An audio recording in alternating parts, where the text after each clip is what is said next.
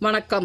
ஆகாஷ்வாணி புதுச்சேரி செய்திச் சுருக்கம் வாசிப்பவர் வாசுகி சந்திரசேகரன். ஆபரேஷன் சிந்தூர் குறித்த இந்தியாவின் உறுதியான நிலைப்பாடுகளை வெளிநாடுகளிடம் எடுத்துக் கூறுவதற்காக மத்திய அரசால் அமைக்கப்பட்ட அனைத்துக் கட்சி பிரதிநிதிகள் குழுக்கள் பணிகளை முடித்துக் கொண்டு தாயகம் திரும்ப தொடங்கியுள்ளனர். ஜேடியு நாடாளுமன்ற உறுப்பினர் திரு சஞ்சய்குமார் தலைமையிலான குழு சிங்கப்பூர், மலேசியா, ஜப்பான், தென்கொரியா மற்றும் இந்தோனேசியா ஆகிய நாடுகளுக்கான பயணத்தை வெற்றிகரமாக முடித்துக் கொண்டு இந்தியா திரும்பியுள்ளது.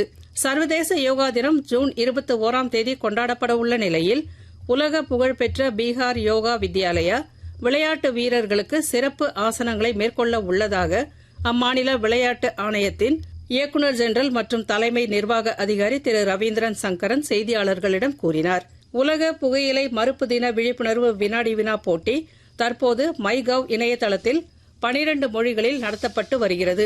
மாணவர்கள், ஆசிரியர்கள் உட்பட பொதுமக்கள் அனைவரும் இதில் கலந்து கொள்ளலாம் என அறிவிக்கப்பட்டுள்ளது.